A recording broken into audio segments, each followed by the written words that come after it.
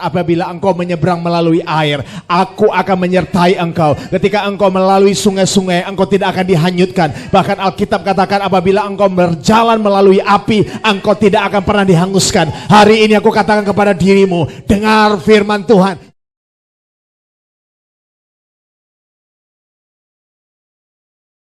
Selamat pagi semuanya. Shalom semuanya. Haleluya, puji Tuhan. Pagi hari ini kita akan mulai ibadah dalam ibadah minggu, ibadah raya kita EGJM Church, atau bisa dikenal dengan GPDI Yosua Ministry. Dan pagi hari ini kita menjalankan dan menikmati perjamuan kudus. Sebelumnya kita mau bersama-sama bangkit berdiri dan kita sama-sama mau menyembah Tuhan, biar nama Tuhan dipermuliakan dan diagungkan. Haleluya, haleluya. Bapa dalam surga, biar pagi hari ini Tuhan, Kau selidiki hati kami, periksa hati kami. Karena kemurahan-Mu luar biasa, kami bisa bangun pagi, kami dapat bisa bernafas. Semua karena anugerah yang Kau berikan. Selidiki hati kami Tuhan. Haleluya, haleluya. Mari sama-sama katakan. Selidiki aku, lihat hatiku, apakah ku sungguh mengasihimu Yesus, Kau yang Maha Tahu dan menilai hidupku. Tak ada yang tersembunyi bagimu. Katakan, selidiki aku, selidiki aku, lihat hatiku, apakah ku sungguh mengasihimu Yesus, Kau yang Maha Tahu dan menilai hidupku. Tak ada yang tersembunyi bagimu. Telah kulihat kebaikan-Mu yang tak pernah habis di hidupku. Ku berjuang sampai akhirnya Kau dapati aku tetap setia. Telah kulihat kebaikan-Mu yang tak pernah habis di hidupku. Ku berjuang sampai akhirnya Kau dapati aku tetap setia. Telah kulihat kebaikan-Mu yang telah habis. Amin. Ku berjuang sampai akhirnya Kau dapati aku tetap setia. Kau dapati aku tetap setia. Kau dapati aku tetap setia.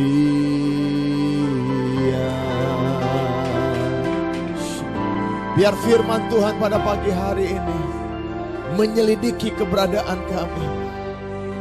Tanamkan firman-Mu di dalam hidup kami, sehingga firman-Mu Tuhan akan terus membawa kepada kami mengikuti, melakukan, menggenapi segala yang Engkau kehendaki. Terima kasih Tuhan Yesus. Kami siap mendengarkan firman Tuhan. Di dalam nama Tuhan Yesus Kristus. Yang siap bersama-sama katakan, amin. Haleluya, haleluya, haleluya, haleluya. Silakan duduk.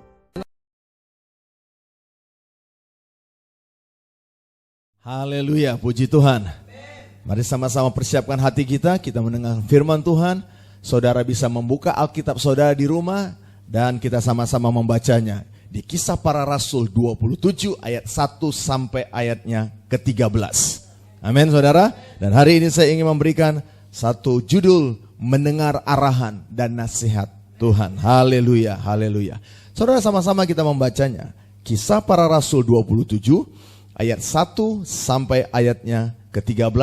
Tapi kita hanya membaca saja di ayat 10 sampai ayat 11. Saudara nanti ada waktu, saudara bisa membaca juga di rumah untuk ayat 1 sampai ayat 13. Untuk mempersingkat pembacaan kita, sama-sama saya mengajak saudara membaca ayat 10 sampai ayat 11. 1, 2, 3.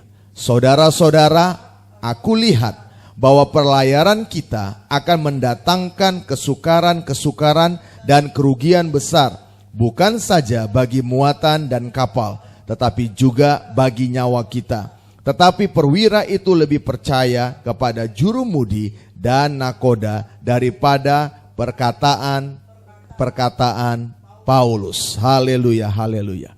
Kalau saudara memperhatikan perjalanan Paulus berlayar ke Roma, ini suatu kisah yang sangat menarik. Paulus berulang-ulang mengalami perjalanan berlayar naik kapal. Dia mengalami banyak terpaan ombak dan sebagainya, badai, angin, taifun dan sebagainya. Tapi satu hal yang unik, ketika Paulus dipindahkan ke satu kapal dan mau menuju Roma, ada sesuatu yang kisah yang sangat menarik, yaitu perwira yang mengawali Rasul Paulus ke kota Roma menggunakan kapal yang mendapatkan satu arahan dari Paulus. Waktu mereka naik di kapal, Paulus memiliki ada sesuatu pengwahyuan datang dari Tuhan. Dan pengwahyuan itu sangat jelas sekali yang Paulus dapatkan.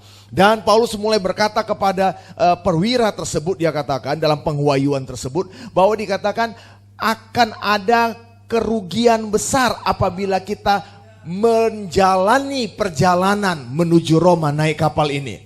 Kita istirahat dulu sebentar, kita stop dulu sebentar. Tetapi kalau kita memperhatikan, perwira ini tidak mau melakukan apa yang dikatakan Paulus yang mendapatkan pengwahyuan dari surga. Tetapi perwira ini lebih baik dia, lebih taat dia mendengar apa yang dikatakan nakoda. Nah, kalau dikatakan nakoda itu, kalau kita baca keseluruhannya, nakoda itu ingin berlayar terus saja. Dia tidak peduli melihat apapun yang dikatakan Paulus. Tetapi nakoda itu melihat dengan pengwahyuan kemanusiawiannya ataupun tentang pengalaman pribadinya, hidupnya. Bahwa dia sebagai nakoda dia dapat bisa membaca situasi keadaan. Makanya nakoda ini mengatakan cuaca sangat baik, ayo kita jalan saja terus. Tidak perlu berhenti-berhenti. Tapi perwira ini sudah mendengar Rasul Paulus, sudah mendengar dan melihat apa yang terjadi selama ini. Namun perwira ini tidak mau mendengarkan apa yang dikatakan Paulus. Dia lebih tertarik dan dia lebih mau mendengar apa yang dikatakan nakoda. Saudara perhatikan, Paulus berbicara secara pengwahyuan dari Tuhan. Sedangkan nakoda melihat pengalaman-pengalaman dari diri dia. Situasi keberadaan yang selama ini dia sebagai nakoda. Ternyata dalam perjalanan, kalau saudara perhatikan tadi, dalam perjalanan terjadi masalah yang besar, kesukaran yang besar, bahkan mereka hampir kehilangan nyawa mereka. Angin taifun, angin ribut, gelombang badai, terus menghantam kapalnya sampai kapal itu dikatakan hampir kandas dan sudah kandas dan akhirnya jatuh dan hancur. Kalau saudara perhatikan perkataan dari Paulus ini perkataannya benar.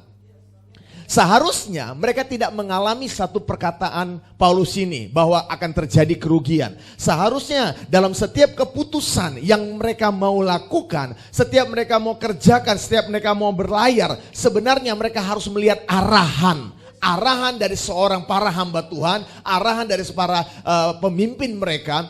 pada saat itu memang Paulus pada waktu itu situasinya adalah tawanan. Tetapi Rasul Paulus sudah memberikan arahan karena dia mendengar suara Tuhan. Dan perwira itu juga tahu siapa Paulus sebenarnya. Nah, saudara harus perhatikan. Seharusnya dalam setiap perjalanan hidup kita, keputusan-keputusan untuk menjalani hidup kita, kita harus mendengar arahan firman Tuhan. Kita harus melihat hikmat dari Tuhan, bukan hikmat dari manusia. Pengalaman dari manusia adalah sia-sia. Tuhan itu tahu, Tuhan itu maha tahu. Dia tahu persis bagaimana situasi kejadian apa yang akan terjadi sesudah dan sebelum. Dia Allah-Allah yang hidup. Hikmat manusia cuma bisa hanya mendebak-nebak, meramal dan sebagainya. Dia bisa melihat situasi keadaan, oh seperti ini nanti terjadi, oh seperti ini yang akan terjadi. Tapi hikmat Tuhan tidak lagi menebak-nebak, memang memiliki arahan nasihat yang tepat, yang sangat luar biasa. Biarlah hikmat itu ada pada kita, oleh karena firman Tuhan yang dahsyat dalam hidup kita. Dalam situasi kegelapan hari-hari ini, tidak menentu sepertinya sekarang ini kita terus berlama-lama tinggal di rumah. Tidak mengambil kegiatan-kegiatan karena gara-gara ada situasi keadaan pandemik. Yang berbicara tentang virus corona. Virus ini yang membuat mengalami ketakutan demi ketakutan terjadi di dalam kehidupan orang banyak. Banyak sekali kalau kita lihat saran-saran, arahan-arahan yang harus kita pilih. Ada banyak orang-orang yang memiliki saran-saran yang dari para ahli ekonomi. Ada banyak orang memilih saran dari para tata negara. Mereka membuat kita bingung untuk mengambil pilihan-pilihan. Yang membingungkan kita adalah apa yang harus kita lakukan. Tapi hari ini saya harus katakan kepada saudara, saudara harus mendengar saran ataupun arahan dari para hamba Tuhan. Saudara harus dengar saran dari firman Tuhan. Ketika firman Tuhan memberikan saudara arahan, nasihat, maka saudara akan melihat segala sesuatunya tidak mendatangkan bahaya dalam hidup kita, tapi mendatangkan damai sejahtera Allah dan sukacita. Belajarlah kita cerdas untuk memilih terbaik dari yang baik. Belajarlah kita cerdas dan kita meminta hikmat dari Tuhan, arahan dari firman Tuhan. Apa yang hari-hari ini kita jalani. Kalau saudara melihat saat-saat seperti ini, mungkin saudara mengatakan, mengapa kita saat ini ada di rumah? Bapak, ibu, anak-anak tidak boleh terpisah, harus stay home di rumah. Ini ada sesuatu rekayasa Tuhan, skenario Tuhan yang Tuhan izinkan untuk kita berkumpul di satu rumah. Ada sesuatu maksud yang luar biasa. Mungkin kita beranggap, ini kan karena kebetulan kita pandemik, seluruh dunia mengalaminya, jadi kita wajib untuk stay home beberapa bulan. Saya mau katakan pada saudara, memang situasinya seperti itu. Tapi di balik situasi itu ada kuasa Tuhan bekerja. Ada sesuatu yang luar biasa di dalam hidup kita. Memperbaharui keberadaan kita. Dan rencana Tuhan pasti digenapi. Saya teringat satu kisah. Kira-kira kurang lebih 7 tahun yang lalu. Waktu istri saya melahirkan anak kami yang kecil, yang kami beri nama dia Stefano, yang artinya mahkota. Saudara tahu bahwa 7 tahun yang lalu, pada waktu istri saya hamil, saat itu terjadi ada wabah yang namanya wabah Zika. Zika, yang akan membuat bayi-bayi yang di dalam kandungan itu memiliki mikrosefali, yaitu pengecilan otak. Tetapi virus ini pada tahun 2013, virus ini menyerang ibu-ibu yang rentang, yang khususnya ibu-ibu hamil. Dan penyebaran virus ini terjadi lewat nyamuk. Tetapi ini terjadi bukan di Indonesia, ini terjadi di Brazil. Tetapi kalau kita memperhatikan, namun banyak ibu-ibu hamil pada saat itu di Indonesia. Dan bayi-bayi memiliki anaknya kepalanya kecil. Dan akhirnya kalau kita memperhatikan bahwa anak tersebut terserang di dalam sarafnya. Dia akan terganggu dalam 5 panca inderanya. Nah, kalau saudara perhatikan tahun 2013 itu yang terjadi virus ini, sehingga kita bisa berpikir secara logika itu kan ada di daerah Brazil. Iya benar, daerah Brazil. Tapi dalam situasi keadaan seperti itu, kalau saudara mengatakan itu daerah Brazil juga, tapi saya melihat dan kami melihat ada banyak terjadi di Indonesia juga.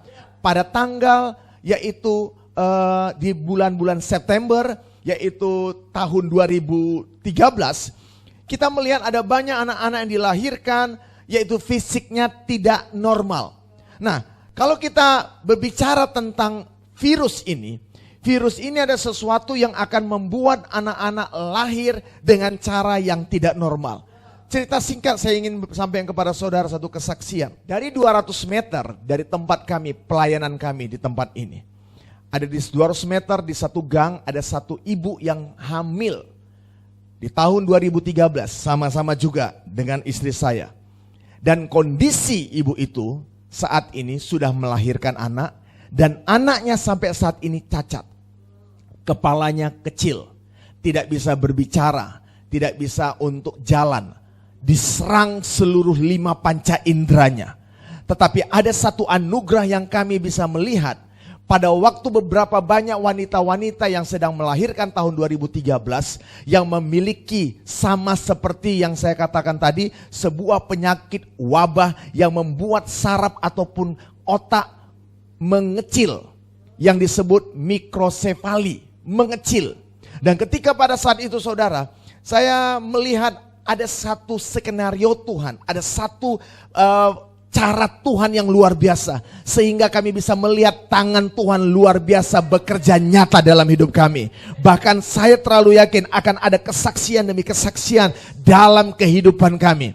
Pada saat itu, dalam kandungan istri saya, memang dokter sudah mengatakan, ini lahirnya anak ini tidak memiliki berat timbangannya yang melebihi dari 2 atau 3 kilo. Dengan badan anak ini sangat kecil. Dan didampingi juga dengan kista yang ukurannya sudah mulai besar 7 cm. Pada saat itu diselidiki lalu dengan 4D kita melihat ada bayi dan ada kista berdampingan. Dan kita melihat ada sesuatu yang luar biasa membuat kami terus berharap mendesak masuk dalam hadirat Tuhan. Kalau kita memperhatikan virus ini akan menyerang saraf anak-anak yang masih kecil atau masih baby yang akan lahir. Akan membuat ketika waktu mereka lahir memiliki wajah mereka seperti wajah sindrom di wajahnya. Seperti kelihatan bodoh. Lalu kita bisa melihat apa yang akan terjadi. Dokter mengatakan ukuran badannya akan kecil dan mungkin kepalanya seperti ini, wajahnya seperti ini, 5 panca inderanya. Mungkin apa saja yang dokter katakan membuat intimidasi pada saat itu mungkin ibu-ibu yang sedang hamil yang mau menunggu melahirkan bayinya. Tapi apa yang terjadi? Cerita singkat saudara. Ketika pada waktu tanggal 25 September tahun 2013, istri saya melahirkan. Ketika waktu melahirkan, cerita singkat, waktu keluarnya, memang pada saat itu bukan lahir normal tetapi dengan sesar. Tapi pada waktu diangkat bayi itu, ada satu mujizat yang luar biasa. Kista yang makin membesar dan membesar melebihi dari 7 cm, tiba-tiba itu sudah terangkat kata dokter. Lalu waktu dia mengangkat Stefano yang bayi yang di dalam kandungan istri saya diangkat, lalu ditimbang, waktu ditimbang itu bukan ukuran 1 kilo yang diprediksikan oleh dokter, tetapi bayi tersebut yang lewat 4D itu secara canggih diperiksa memang kecil. Tetapi ketika pada waktu dilahirkan itu sesuatu yang extraordinary. Ada sesuatu yang luar biasa. Dalam situasi yang keadaan seperti itu, dia lahir dengan 3 kilo lebih. Ada sesuatu yang terjadi di luar akal manusia. Ini yang saya katakan skenario Tuhan. Tuhan luaskan, tetapi Tuhan tidak menjauh. Tuhan tetap memantau. Sehingga dia dapat bisa menunjukkan kekuasaannya, kedahsyatannya, kehebatannya di tengah-tengah sekalipun ada virus, di tengah-tengah ada masalah, di tengah-tengah ada wabah apapun. Lewat kejadian ini kami mulai banyak merenungkan firman Tuhan. Kami makin mendengar suara Tuhan. Memang saya harus katakan, keadaan waktu istri saya melahirkan baby kami melihat memang kepala ukurannya kecil. Badannya, timbangan berat badannya sesuai 3,3 kilo. Tidak sesuai apa yang dikatakan dokter. Tapi dokter bisa dikatakan memang akan ada kekurangan-kekurangan dari orang-orang yang dilahirkan dengan berat badan yang kecil. Tetapi apa yang terjadi saudara? Kami sudah lewati proses pertama. Ada lagi proses yang kedua. Anak kami, Stefano, pada saat itu ubun-ubunnya sudah mau tertutup. Tinggal sedikit lagi. Ketika itu kami melihat dan kami merasakan ada sesuatu peperangan terjadi lagi. Peperangan pribadi sendiri. Kami harus mendengar suara Tuhan. Ketika itu kami mendapatkan bahwa walaupun ubun-ubunnya sudah mau tertutup. Biasa ubun-ubun itu tertutup yang ada di atas kepala anak itu biasanya baby itu tertutup 18 bulan. Tetapi ini sudah mau jalan 2 bulan, mau jalan 2 bulan saja sudah mulai tertutup. Tinggal sedikit lagi. Apa yang terjadi saudara? Kami deklarasikan setiap malam, kami deklarasikan, kami perkatakan firman Tuhan. Supaya semua hikmat Tuhan, pengetahuan, apapun semuanya yang harus mencapai 18 bulan masuk di dalam otak anak itu. Terus kami doakan. Apa yang terjadi saudara? Cerita singkat, kemungkinan 3 bulan atau 4 bulan memang sama sekali ubun-ubunnya sudah tertutup. Tapi kami yakin, lewat apa yang kami katakan, kami ucapkan, kami deklarasikan. Dan banyak para hamba Tuhan membantu doa pada saat itu. Pergumulan kami. Ingat, ketika itu, apa yang menjadi keyakinan kita, itu yang kita akan lihat. Puji Tuhan sampai saat ini, tidak ada sesuatu kekurangan anak kami. Wajah anak kami adalah wajah yang tidak bisa dikatakan sama seperti dokter katakan. Bahkan anak kami saya bisa katakan bahwa sempat menjadi salah satu cover foto model. Wajahnya bagus, ganteng. Otaknya saya katakan cerdas. Kenapa? Sampai hari ini pun dia dapat bisa berkata-kata dalam bahasa Roh Kudus. Dia bisa mulai memiliki energi yang luar biasa. Saya katakan itu semua kemurahan Tuhan. Jadi ingat, di balik wabah, di balik kegelapan, di balik masalah, ketika engkau mendengar arahan Tuhan, engkau akan melihat apa yang akan terjadi, yaitu kebaikan-kebaikan Tuhan, mujizat-mujizat Tuhan, bahkan extraordinary dalam perjalanan hari-harimu, engkau akan lihat luar biasa. Saudara, saya katakan hari ini kepada saudara, kenapa saya katakan kasih Tuhan kita adalah kasih Tuhan yang sangat hebat yang Tuhan berikan untuk kedua kalinya. Mungkin saudara katakan kasih Tuhan itu tidak ada hitungan 1-2. Dia adalah yang awal dan yang akhir. Tapi saya ingin sampaikan, lewat semua yang saat ini kita alami, yaitu COVID-19. Dan kita semua ada di rumah. Saya katakan bahwa ini sesuatu tanda kebaikan dan kasih Tuhan yang kedua yang sangat hebat. Kenapa saya katakan kedua yang sangat hebat? Yang pertama, kebaikan Tuhan dan kasih Tuhan yang pertama yang sangat hebat, yang luar biasa adalah lewat kematiannya. Dia membebaskan kita dari perbudakan dosa. Dia mengampuni segala kejahatan kita. Dia menyelamatkan kita. Dia menjamin hidup kita. Hidup yang kekal, sakit penyakit kita disembuhkan, kita diberikan kemenangan demi kemenangan, tidak lagi dapat bisa dikalahkan musuh-musuh yang di dalam hidup kita bisa dorong, kita keluarkan, kita tidak bisa lagi dikalahkan oleh apapun, keberadaan apapun. Kehebatan Tuhan yang pertama ini adalah lewat kebangkitannya, kematian kebangkitannya, dia sudah hidup yang luar biasa. Itu saya katakan kehebatan yang pertama. Tidak ada sesuatu kebaikan, kehebatan yang lain kecuali kehebatan pertama, dialah awal dan yang akhir. Tapi saya katakan, lewat masalah hari-hari ini, virus corona yang membuat saudara tinggal di rumah, yang membuat saudara pergerakannya tidak bisa kemana-mana. Suatu waktu saya keluar dari rumah. Setiap saya pergi ke suatu tempat jalan yang besar, sudah ditutup. Kemanapun ruangan bergerak yang kita mau agak jauh, tidak bisa. Saya memperhatikan pergerakan ini sangat sulit. Tapi ada tujuan Tuhan. Ada tujuan Tuhan yang luar biasa. Saya ingin memberitahukan kepada saudara, ada kebaikan Tuhan yang kedua hari-hari ini. Apa kebaikan Tuhan yang kedua dalam yang hebat itu? Kebaikan Tuhan yang penuh kehebatan, yang penuh kasih yang hebat itu karena engkau ada di rumah. Di rumah saat ini kita ada. Kita kumpul dengan keluarga. Tujuannya adalah untuk engkau menikmati kehebatan Tuhan yang kedua. Apa sih kehebatan Tuhan yang kedua? Kenapa kita di rumah kita mengalami kehebatan kedua? Kasih Tuhan yang hebat yang kedua. Saya katakan kepada saudara, karena ada hari-hari ini engkau akan melihat ada 3 manfaat untuk kita stay home di rumah. Itu yang saya katakan kehebatan, kasih, kuasa Tuhan, kebaikan Tuhan yang kedua. Yang pertama tadi saudara sudah tahu, kehebatan, kasih dan kuasa Tuhan yang pertama. Tuhan sudah mati di kayu salib, mengampuni dosamu, membebaskanmu, menyembuhkan engkau sakit penyakit, dan diberikan jamin keselamatan. Dan hebatan kedua yang Tuhan berikan hari-hari ini, Tuhan dengan sengaja, Tuhan ingin membuat engkau untuk tetap ada di rumah. Itu rekayasa Tuhan. Semua persoalan masalah seizin Tuhan. Perjalanan Paulus naik kapal bersama-sama dengan tahanan-tahanan yang lain. Seizin Tuhan. Ingat, posisi jabatan di mata Tuhan. Rasul Paulus adalah rasul yang terbaik. Tetapi kenapa seizin Tuhan? Dia harus mengalami persoalan masalah tersebut.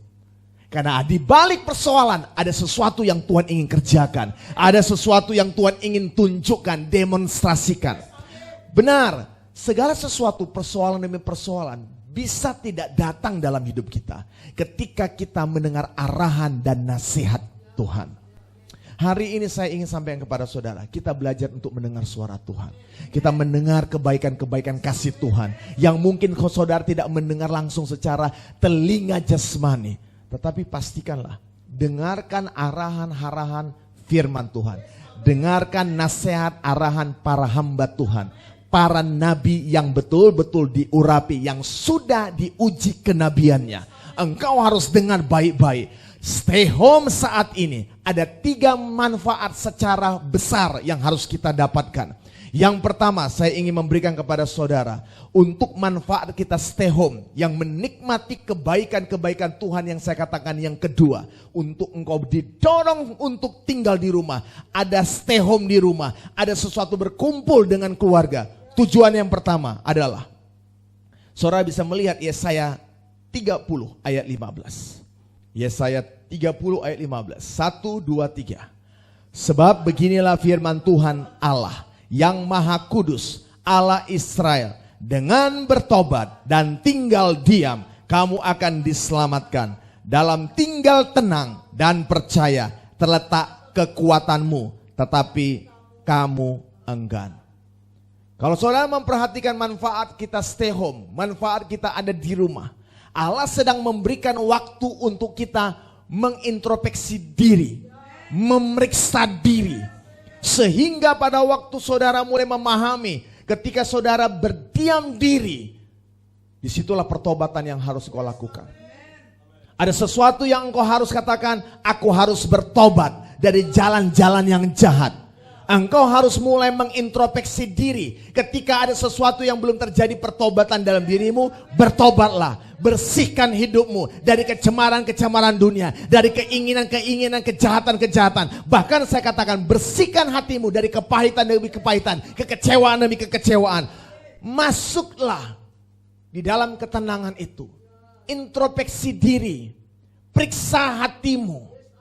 Minta sama Tuhan, minta sama Roh Kudus, periksa hatimu. Waktu engkau duduk tenang, engkau bisa merenungkan.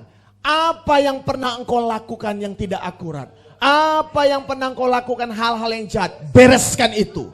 Bertobatlah. Dan inilah waktunya, ketika waktu kita mulai bertobat, kita akan lihat ada kemenangan demi kemenangan terjadi dalam hidup kita.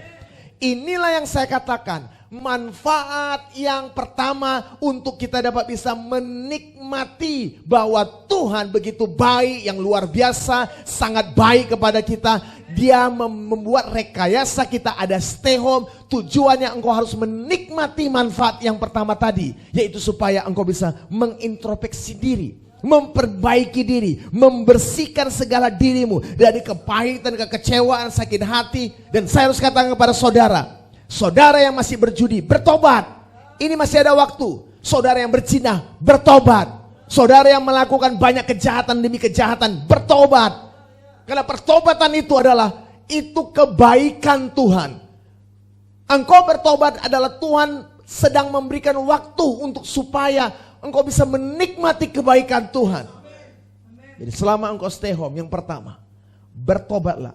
Ketika engkau merasa sudah jauh dari Tuhan, datang kepada Tuhan. Alkitab katakan, yang tidak melekat kepada kebenaran, yang tidak melekat kepada Tuhan, harus dipotong. Kalaupun engkau sendiri yang mengatakan, aku sudah dekat dengan Tuhan, aku sudah sebagai pelayan Tuhan, aku sudah dekat dengan Tuhan. Tetapi ingat, yang melekat juga di dalam pohon, melekat di pokok anggur, harus dibersihkan juga. Maka ini dikatakan seluruhnya, orang kaya, orang miskin, jabatan apapun, mau status apapun hidupmu, hari-hari ini Tuhan memberikan waktu kepada kita. Sehingga waktu yang Tuhan berikan itu adalah waktu untuk kita mengintrospeksi diri kita, memeriksa hidup kita, kita membenahi hidup kita. Ada waktu yang panjang Tuhan berikan hari-hari ini, sehingga kita bisa merenungkan apa yang tidak akurat, apa yang tidak baik. Semua disingkirkan itu di hadirat Tuhan. Lebih baik engkau jatuh di kaki Tuhan. Tuhan membereskan semuanya daripada jatuh di tangan-tangan musuh. Inilah saya katakan, kebaikan, kasih, kedahsyatan Tuhan yang kedua mendorong engkau untuk ada di rumahmu, untuk engkau stay home. Dan di stay home engkau bisa melihat ada manfaat-manfaat dari Tuhan yang begitu luar biasa. Itu yang pertama, periksa hati kita. Kita tidak perlu lagi untuk menyalahkan siapapun. Tidak bisa menyalahkan pemerintah, tidak bisa menyalahkan siapapun.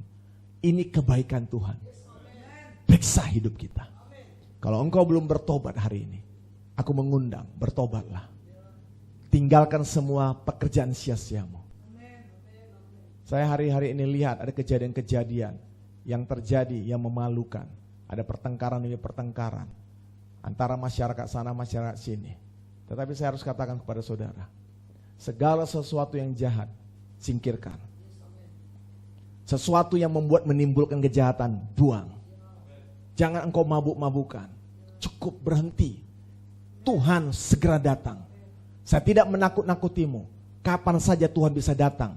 Kedatangan Tuhan tiba-tiba terhadap hidupmu. Tuhan ambil nyawamu, engkau tidak bisa berbuat lagi apa-apa. Tapi ketika waktu engkau hidup di dalam kebenaran, kapanpun Tuhan mau datang, engkau tetap siap. Karena itu hari ini saya memberitahukan kepada saudara. Saya sebagai hamba Tuhan, ingin menasihatkan dan memberikan arahan kepadamu. Engkau yang belum bertobat, bertobatlah. Engkau yang belum mengenal Tuhan Yesus Kristus sebagai Tuhan Juru Selamat, kenali Dia. Dia Allah yang luar biasa, yang sangat baik, berkorban untuk kita, mengampuni segala dosa pelanggaran kita, dan Dia memberikan jaminan yang hidup, yang kekal dalam hidup kita. Amin saudara. Nah hari ini saudara bisa melihat yang kedua, manfaat stay home yang kedua. Yang kedua adalah Allah memberikan waktu untuk memulihkan keluarga, suami, istri, dan anak-anak. Manfaat kedua ini, Tuhan ingin membuat manfaat stay home ini.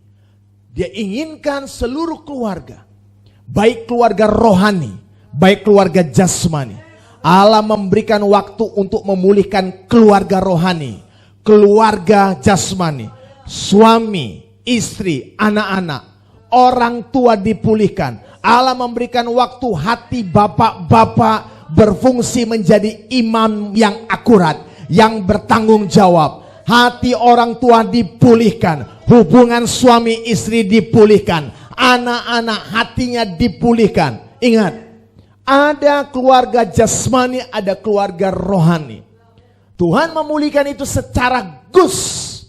ketika engkau membuka hatimu, manfaat stay home ini, engkau sebagai bapak secara jasmani, engkau harus sebagai imam yang kuat, iman yang betul-betul bertumbuh. Inilah waktunya engkau mulai berdiri kembali, bangkit kembali, tinggalkan segala kelemahanmu, tinggalkan segala perbuatan-perbuatan yang tidak akurat, dan kembali kumpulkan anak-anakmu dan bawa mereka kepada Tuhan. Berdoa, menyembah Tuhan, ajari mereka segala yang benar, yang baik, dan jadilah imam yang bertanggung jawab di hadapan Tuhan. Ingat, engkau kepala keluarga, tetapi engkau wakil kerajaan surga. Kepala keluarga itu adalah Yesus Kristus sendiri, tapi engkau sebagai wakil diberikan kepercayaan untuk membawa semua keluarga mengenal Tuhan secara akurat. Tuhan memulihkan hati bapak-bapak, Tuhan memulihkan hati semua orang tua, Tuhan memulihkan anak-anak. Kalau saudara memperhatikan, seperti saya katakan tadi, hati bapak-bapak, ada hati bapak-bapak secara jasmani, ada hati bapak-bapak secara rohani. Bicara bapak, bukan saja hanya kita bicara secara jasmani, tetapi berbicara bapak rohani, itu adalah bapak sebagai pemimpin. Mungkin pemimpin di gereja, mungkin pemimpin jemaat, mungkin pemimpin dimanapun engkau berada. Saya harus katakan, engkau bukan bapak rohani ataupun pemimpin gereja, orang yang super, yang hebat dan sempurna. Periksa dirimu. Mungkin selama ini engkau menganggap bahwa dirimu yang paling hebat, dirimu yang paling sesuatu yang dikultuskan, dirimu yang dia menganggap bahwa engkau paling harus dihormatin dan dihargai. Ingat, engkau adalah seorang bapak rohani, pemimpin gereja, pemimpin dari segala umat Tuhan. Belajar untuk merendahkan hati, bahwa engkau tidak adalah pusat perhatian sepenuhnya, tapi Kristus sebagai pusat perhatian. Walaupun kita saat ini berbicara tentang bapak rohani, baik di jemaat ataupun di luar, engkau punya anak-anak rohani yang ada di jemaat ataupun ada di luar dari jemaat. Saya ingin sampaikan kepada saudara, seorang bapak rohani pernah mengalami kekecewaan, seorang bapak rohani pernah mengalami kepahitan, tetapi disimpan. Tapi hari ini saya katakan, engkau harus betul-betul mengalami perubahan. Saya sebagai bapak rohani, pemimpin gereja GPD Yosua Ministry, memeriksa diri saya. Apakah ada kecewa? Saya periksa, karena inilah waktu di mana saya stay home, bukan hanya menyelidiki seluruh keberadaan, tapi juga saya harus tahu, kedatangan Tuhan tidak akan terjadi sebelum bapak-bapak dipulihkan. Karena Alkitab katakan sangat jelas, yaitu di Maliaki dikatakan bahwa bapak-bapak dipulihkan. Gereja akan disempurnakan ketika bapak-bapak dipulihkan. Baik bapak rohani atau bapak jasmani. Saya harus katakan pada saudara, ketika saudara mau ingin Tuhan datang, ketika Tuhan ingin mau memurnikan gereja Tuhan dimurnikan, dibersihkan. Ayo kita sebagai bapak-bapak rohani, bapak-bapak jasmani, bertobat. Pulihkan di hadirat Tuhan. Kita tidak bisa cuma hanya pintar berbicara, kita tidak bisa cuma hanya berbicara tentang firman Tuhan, tapi kita periksa sebagai bapak rohani, kita periksa apakah kehidupan kita ini adalah kehidupan yang saling cemburu, iri hati, penuh kecurigaan. Sikap hati kita adalah sebagai sikap hati pemimpin yang tamak. Ingat, tidak ada sesuatu pemimpin rohani maupun rasul, nabi, guru, gembala, mau pengajar maupun yang disebutkan penginjil, apapun namanya 5 jawatan, saya harus katakan tidak ada yang sempurna. Engkau harus periksa dirimu. Hari-hari ini ada banyak yang harus kita perhatikan, kita lihat, malu kita lihat. Ada banyak para hamba Tuhan cemburu, iri hati, penuh kecurigaan, merasa sombong, merasa hebat satu sama lain, saling menyerang satu sama lain. Stop. Pemulihan gereja itu harus kita pulihkan dulu diri kita. Kita pulihkan keberadaan kita. Kita pulihkan kita sebagai hati pemimpin, hati bapak-bapak, sehingga anak-anak ke bawah juga dipulihkan. Pertama sekali bapak-bapak yang harus dipulihkan, para pemimpin harus dipulihkan, sehingga semuanya akan juga dipulihkan. Amin.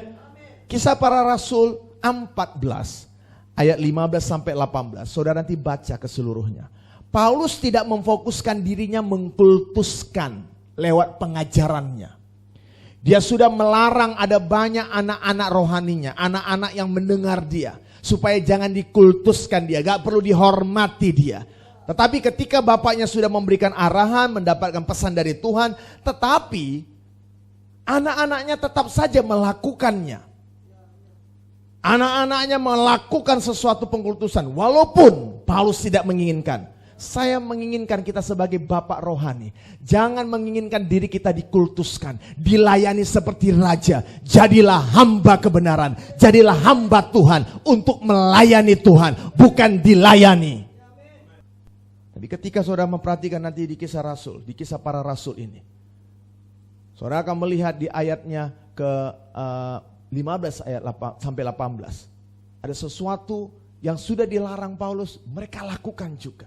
Karena mereka begitu mencintai Paulus.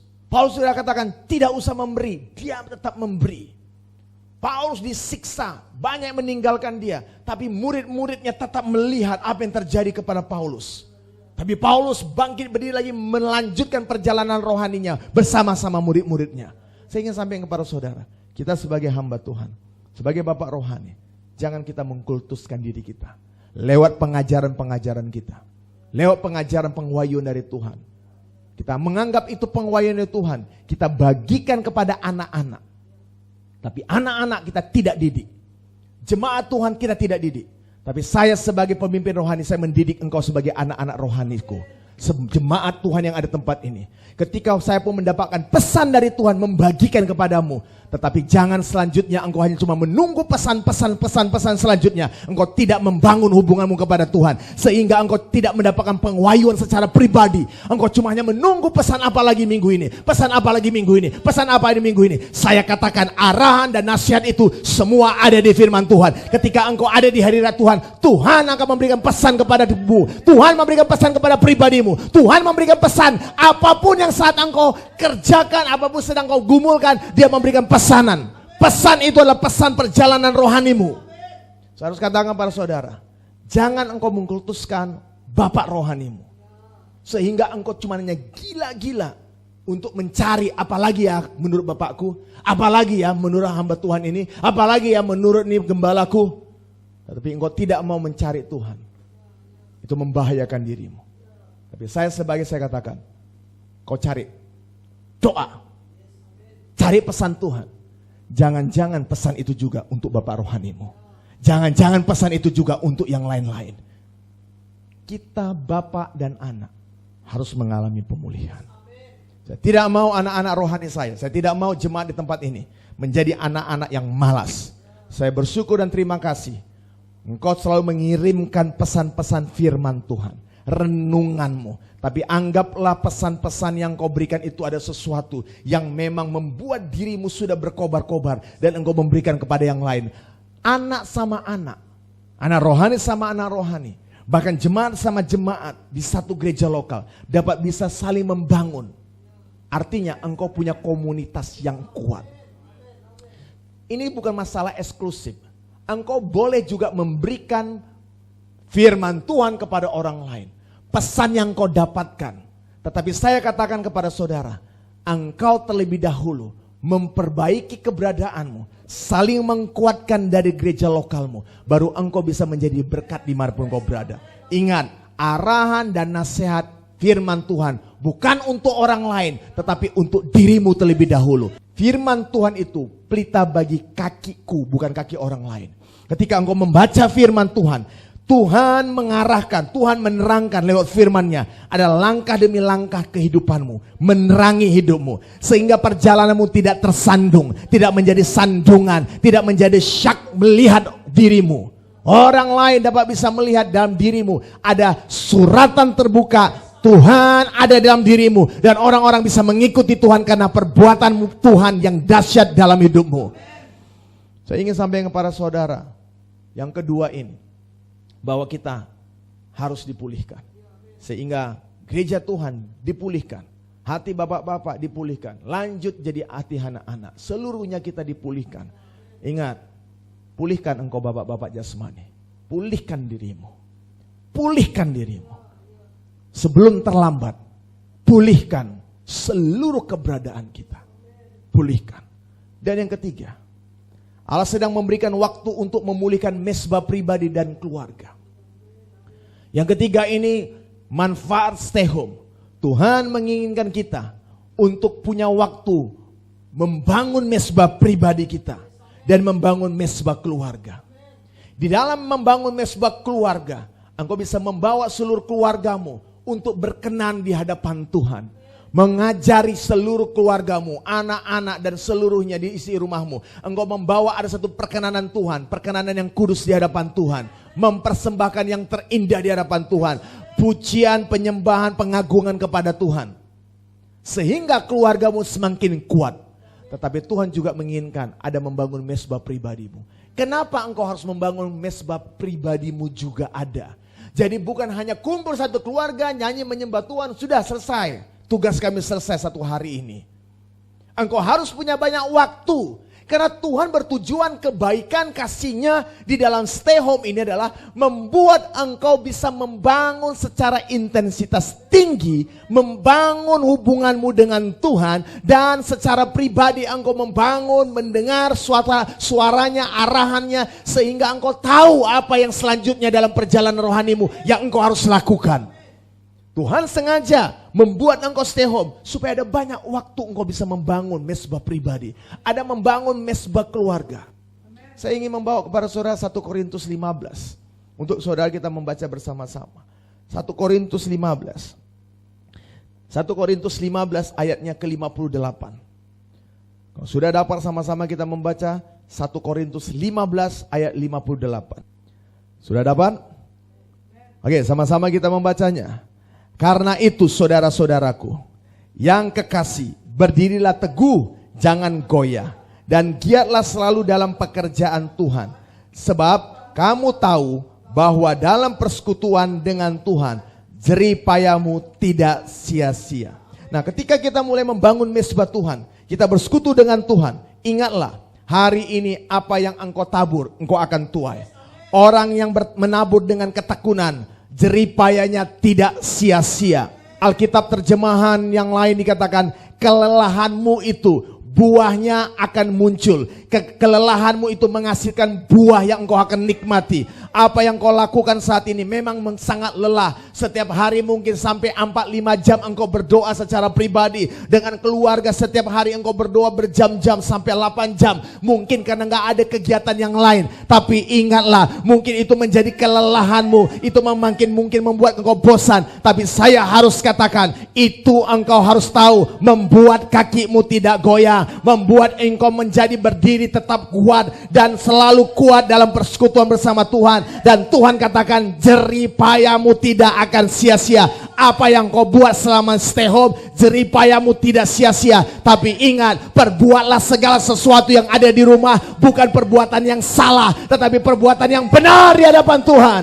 Bangun mesbah pribadimu, bangun mesbah keluargamu, sehingga engkau membangun mesbah tersebut, engkau bisa mendengar arahan Tuhan. Apa yang Tuhan inginkan katakan untukmu. Waktu engkau berdoa, engkau berbahasa roh, mengekspresikan doamu, mengimajinasikan segala sesuatu yang engkau sedang doakan. Engkau mulai memperkatakan, mungkin memperkatakan firman Tuhan itu lewat puji-pujian, lewat dengan sukacita, lewat dengan perkataan yang kau yakini. Semuanya itu akan mendatangkan kemenangan demi kemenangan kepada dirimu. Itulah yang saya katakan, jerih payahmu tidak akan sia-sia. Konsisten membangun mesbah doamu, membangun mesbah pribadimu, sehingga engkau mendengar saran, mendengar arahan, mendengar nasihat Tuhan. Engkau tidak bisa cuma hanya membaca firman Tuhan satu kali saja.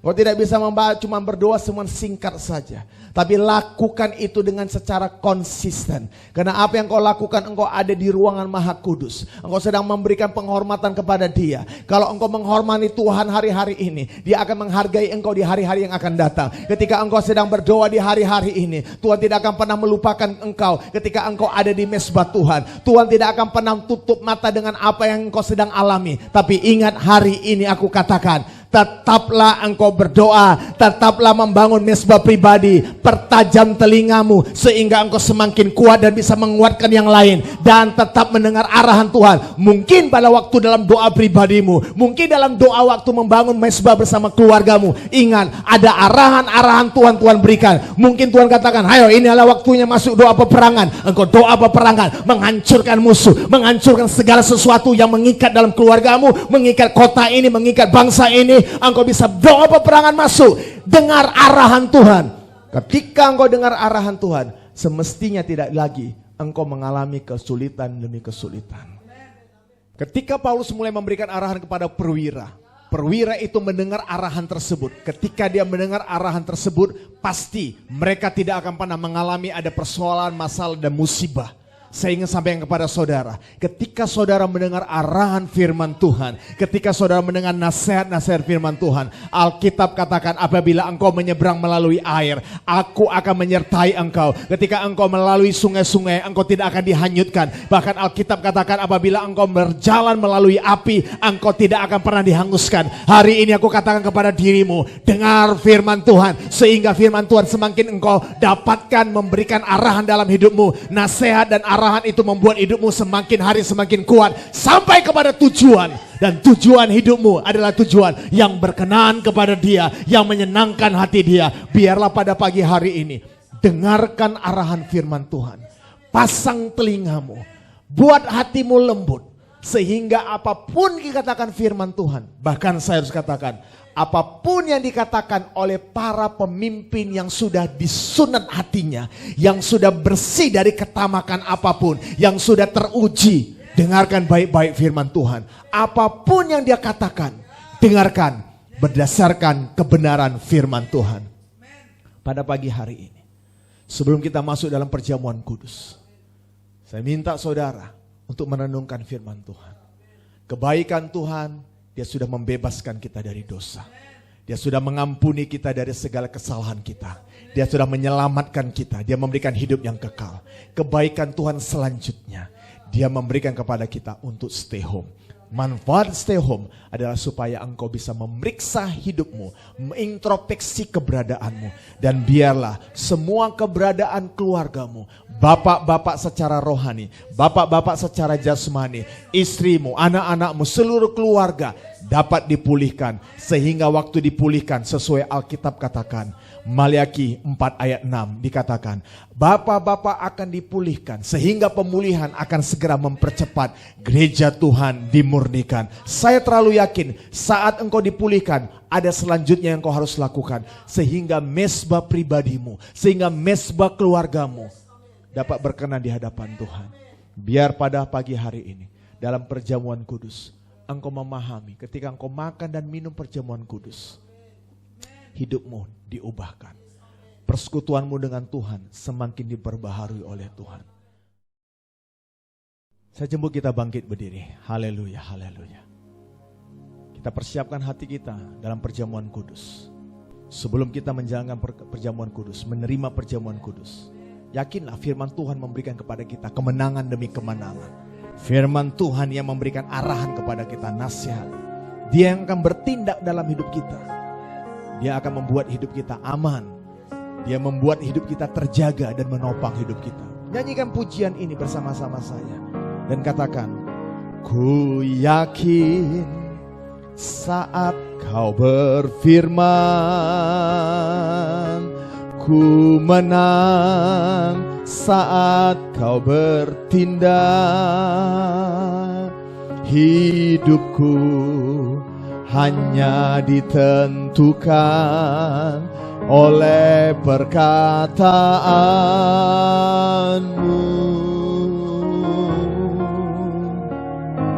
Ku aman karena kau menjaga.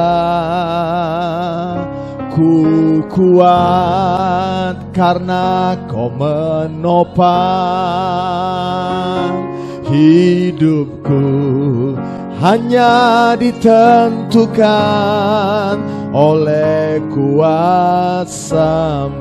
Bagi Tuhan tidak ada yang mustahil.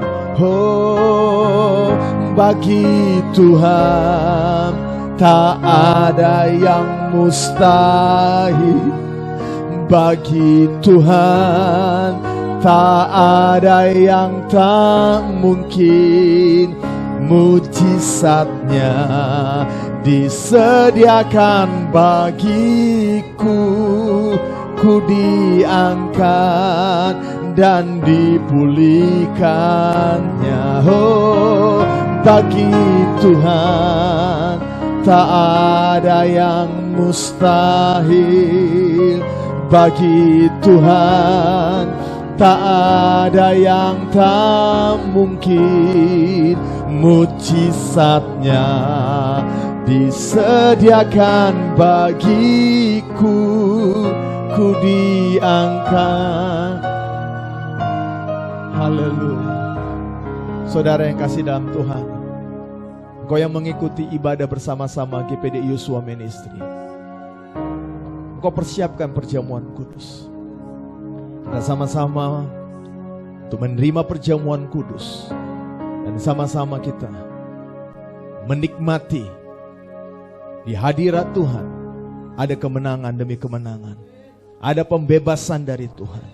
Biar Tuhan tinggal dalam hidup kita. Kita bukan hanya menikmati hadirat Tuhan, tapi kita menikmati segala sesuatu kebaikan-kebaikan Tuhan. Satu kali lagi kita nyanyikan ini. Kita katakan, bagi Tuhan tidak yang mustahil. Saudara bisa persiapkan perjamuan kudus di rumah saudara. Anggur menggantikan jus atau teh tawar. Saudara bisa juga ambil roti. Saudara sama-sama saudara persiapkan. Kita nyanyikan pujian ini. Bagi Tuhan tak ada yang mustahil. Bagi Tuhan tak ada yang tak mungkin. Mujizatnya disediakan bagiku, ku diangkat dan dipulihkannya. Bagi Tuhan tak ada yang mustahil. Bagi Tuhan tak ada yang tak mungkin. Disediakan bagiku, ku angkat dan dipulihkannya. Saudara persiapkan roti dan anggur. Sebelum saudara makan dan minum, biar saudara merenungkan firman Tuhan saat-saat ini. Bahwa firman Tuhan berkata, setiap arahan, setiap nasihat yang Tuhan berikan, itu sesuatu mendatangkan kebaikan bagi kita. Saya ingin semua kita hari ini untuk mendengar arahan firman Tuhan, dan lewat perjamuan kudus, persekutuan kita dengan tubuh dan darah Kristus, biar kita dipersatukan Tuhan lagi. Hamba-hamba Tuhan, anak-anak Tuhan, para pemimpin dipersatukan Tuhan kembali, sehingga ada persekutuan yang kudus di hadapan Tuhan. Engkau dan Tuhan disatukan lagi, karena hidupmu sudah diperbaharui. Manusia lama sudah ditanggalkan, manusia baru dimunculkan dan tinggal dan menjadi gaya hidupmu. Biar hidupku dan hidupmu bukannya kita lagi, tetapi Kristus di dalam hidup kita. Haleluya, haleluya, haleluya, haleluya. Mari angkat dengan tangan kananmu roti, dan saya akan membacakan firman Tuhan. Sebab apa yang telah kuteruskan kepadamu telah aku terima dari Tuhan, yaitu bahwa Tuhan Yesus pada malam waktu ia diserahkan mengambil roti, dan sesudah itu ia mengucap syukur atasnya. Ia memecah-mecahkan dan berkata, inilah tubuhku yang diserahkan bagi kamu. Perbuatlah ini menjadi peringatan akan aku. Makanlah dengan iman dalam nama Yesus.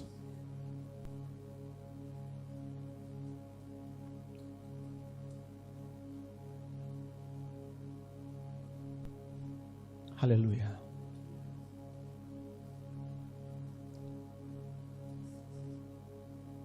Haleluya, haleluya. Haleluya. Angkat cawan anggur dengan tangan kananmu. Saya bacakan Alkitab. Demikianlah juga ia mengambil cawan. Sesudah makan lalu berkata, cawan ini adalah perjanjian baru yang dimateraikan oleh darahku. Perbuatlah ini setiap kali kamu meminumnya, menjadi peringatan akan aku. Sebab setiap kali kamu makan roti ini dan minum cawan ini, kamu memberitakan kematian Tuhan sampai Ia datang. Di dalam nama Yesus, minumlah dengan iman.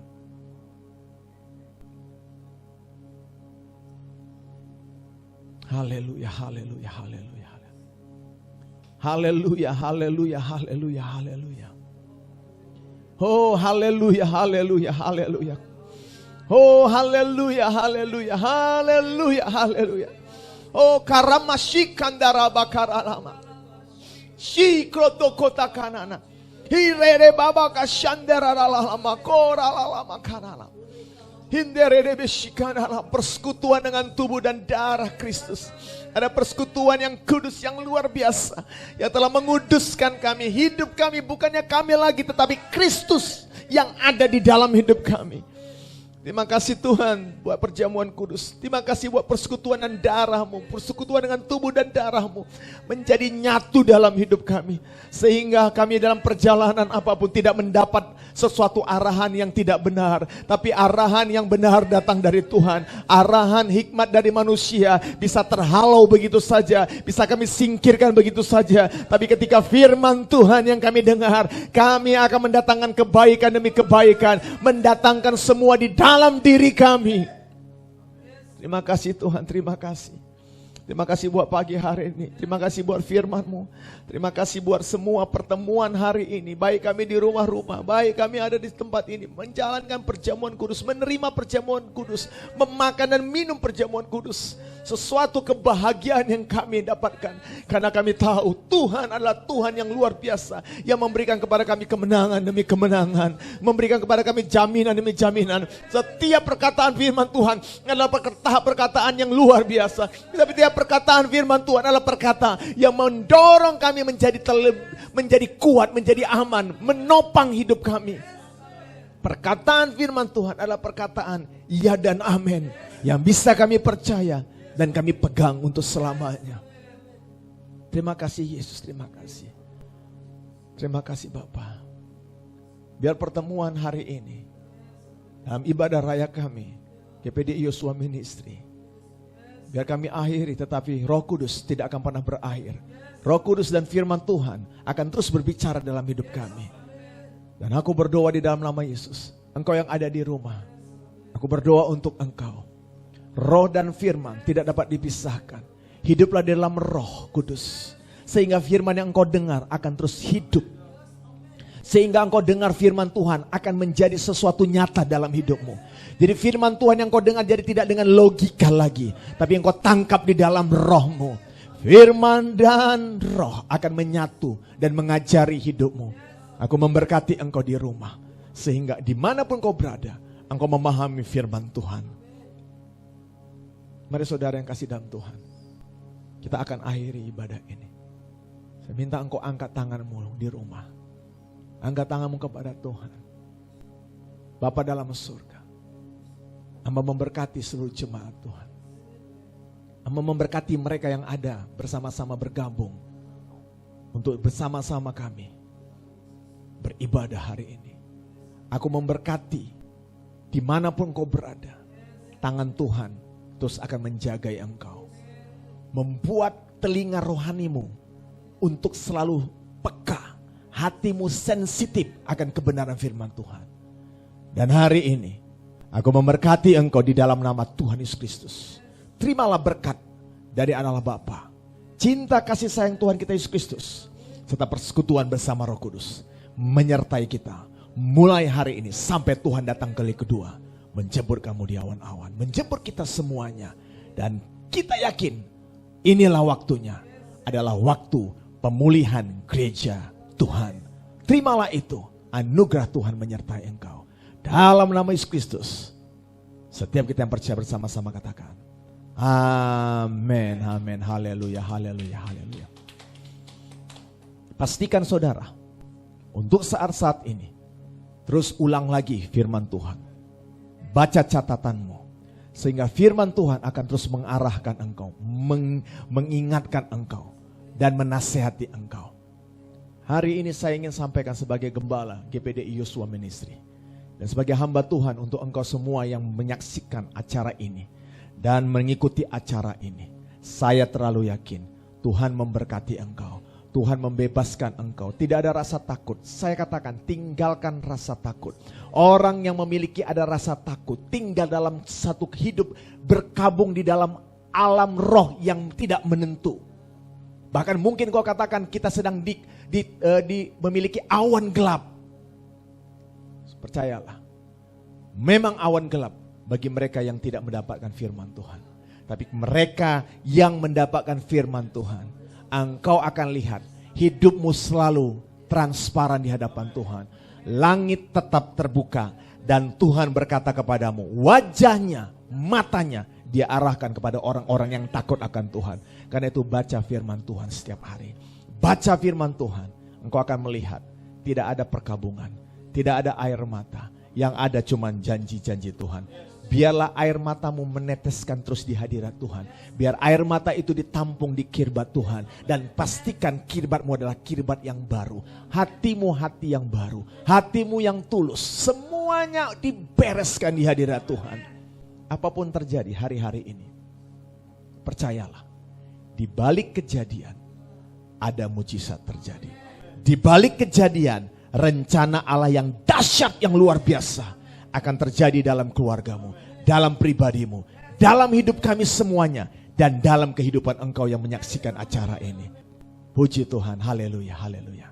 Oke, ibadah kita sudah selesai. Saya yakin dan percaya, saudara di rumah dan kami ada di tempat di sini, Tuhan tetap akan berbicara lewat firman Tuhan. Kita akan berjumpa terus lewat tayangan-tayangan online church kita, ataupun dan tayangan-tayangan lain dari Senin sampai hari Sabtu. Saudara bisa melihat ada di channel kita, EGJM Church. Satu hal yang saya ingin sampaikan kepada saudara. Saudara bisa mendengar berulang-ulang apapun pesanan renungan dari Mam atau dari Rosida atau dari saya atau dari Samuel. Apapun yang saudara dengar itu adalah benih firman Tuhan. Saudara yang membagikan di grup, yaitu di WA kita, renungan-renungan saudara, itu semua adalah firman Tuhan. Selama itu mengarahkan hidup kita benar dan mendekat kepada Tuhan, firman itu ya dan amin, yang akan membuat kita semakin hari disegarkan oleh Tuhan.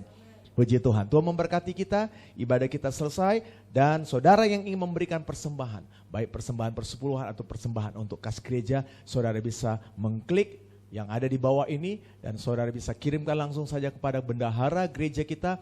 Dan setiap pemberian saudara, pastikan berilah dengan iman, beri dengan kasih, berikan dengan sukacita, dan biarlah pemberian itu adalah dorongan dari Roh Kudus. Amin saudara.